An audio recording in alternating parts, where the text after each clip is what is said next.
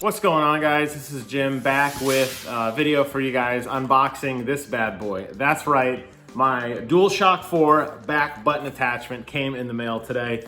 Kind of cool because it was on back order. It seems to be hard to find right now. I came home from a business trip and it was sitting on the front porch, so not only did my Target order go through, but I also accidentally left my PlayStation 4 Pro on the entire trip. So it automatically downloaded the Call of Duty Modern Warfare update. So I am ready to go as soon as I plug this bad boy in. So there's really not a lot to it. I've seen some other unboxings, but I thought I'd go ahead for posterity and do it here. You have the standard blue PlayStation box with a little instruction pamphlet on how to use it. I think we could figure it out. And then inside you have the little widget, and that's really it. There's not much to this box at all. And really, this is the direct, I don't want to say direct competition because that's really impossible, but this is PlayStation's, response to the Elite controller. Okay. It's clicky. Is it clicky? So one of the main criticisms of plugging it into your standard DualShock 4 that I have seen online is that the piece in the back, which houses the actual connector, if I turn it right so you can see it, houses the actual connector. It also houses the pass-through for your headphone jack. A lot of people said that because it's on a hinge, because the back of your DualShock 4 is curved, right? That you actually kind of have to pull the hinge up and kind of wiggle it in. And a lot of people said they were afraid of breaking it.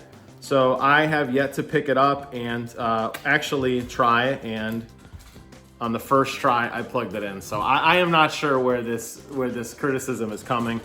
What this thing does and what its real purpose here is to give you some back button connectivity on top of your standard buttons. So right now, the Elite controller has those paddles in the back. As you guys know, if you've seen my channel, the DualShock 4 does not, right? And I love the Elite controller for the fact that you could always have your fingers on the thumb buttons.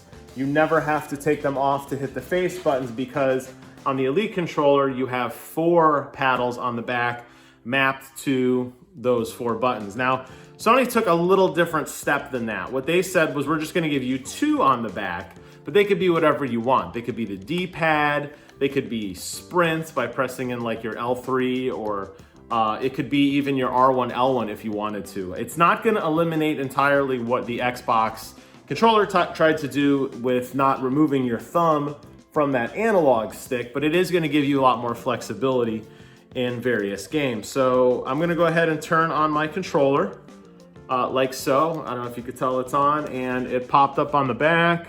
There you guys have. It is booting up for the first time, and what you can do is you can press the button there, and you could see I could cycle through profiles of what I want it to be. Additionally, I can press and hold the profile and use the paddles to change what I want the controller to do. And it's got everything pre-mapped for you. You could have your X, you could have, cross, I'm sorry, it's not X. You could have your left stick, you could have whatever you want, and you could do both of them. You could do them together if you want, go crazy. And basically it saves these profiles for you to utilize. The reality is most people aren't gonna be switching quickly. You're gonna set it up once and you're not gonna play with it again. That said, however, if you wanna have multiple profile options, it does support that. On the front, it's not very distracting. In fact, it's not very of anything. It's just a piece of plastic. Aesthetically, not the prettiest looking thing, but I gotta admit, I'm not looking at my hands when I'm gaming. It would have been nice if they could have mapped or matched the flat plastic to the front and the pattern texture of the touchpad. I think that may have made it look a little better. This definitely looks like an add-on. I'm also using a red aftermarket controller, so to see I'm sorry, not aftermarket per se, but this wasn't the one that came with the console. It's not the standard black. So clearly this sticks out. And then on the back, you could still grip it and hold it like normal. There's no problems there. Most likely, as I'm kind of holding it for muscle memory, the thing that I liked about the paddles is that they're up higher. They're more, on the Elite controller, they're up more towards the top. So it's easier to flip with your middle fingers and your ring fingers. how the PlayStation controller is held, it's gonna be my middle fingers, maybe my ring fingers, but most likely my middle fingers. I suspect that's how most people are gonna activate these other buttons, is via their middle finger. That's gonna take some time to get used to. There's gonna be some muscle memory here. So I think I'm gonna probably, for at least Call of Duty, I'm gonna be mapping a jump and the crouch as to these. Those are the two things that I use the most.